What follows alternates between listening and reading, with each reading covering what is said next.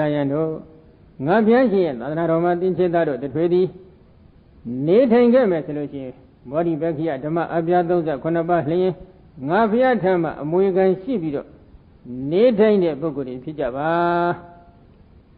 သွန်တန်ခါကြောင့်စေခေါ်တဲ့ပစ္စည်းလေးပါးကအမွေခံပြီးအာမိတပစ္စည်းလျင်အမွေခံရှိတဲ့ယောက်ျားတွေအဖြစ်နဲ့ငါဖျားရှင်ရဲ့သာသနာတော်မှာမနေထိုင်ကြပါနဲ့ဒီလိုဖျားတိုက်တွန်းထား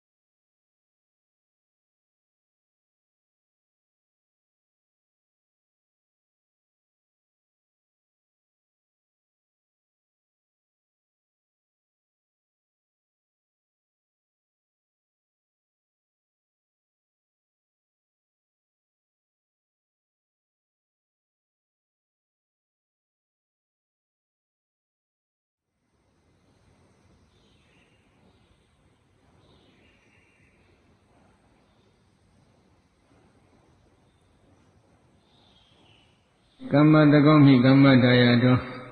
ငါဒီကံတလင်ကိုယ်ပဲဥစ္စာရှိတယ်ကမ္မတရားတော်ကံတလင်အမွေခံရှိတယ်ကမ္မယောနိကံတလင်အကြောင်းရင်းရှိတယ်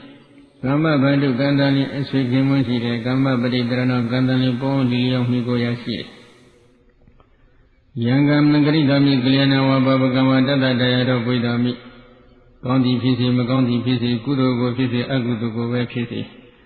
အကျဉ်းကံကိုပြုစုပြုထုတ်ခဲ့မယ်ဆိုရင်ထိုကံရဲ့အမွေခံတန်လျင်ငါဖြစ်တယ်လို့ဒီလိုကံရဲ့အကျိုးနဲ့ပတ်သက်ပြီးအမြဲတမ်းဆင်ခြင်ပေးရမယ်။ကောင်းတဲ့အကျိုးကိုလွတ်လပ်ရင်ကောင်းမှုကုသိုလ်ကံတွေကိုထူထောင်ဖို့မကောင်းတဲ့အကျိုးကိုလွတ်လပ်ရင်မကောင်းတဲ့အကုသိုလ်ကံတွေထူထောင်ရမှာဖြစ်တယ်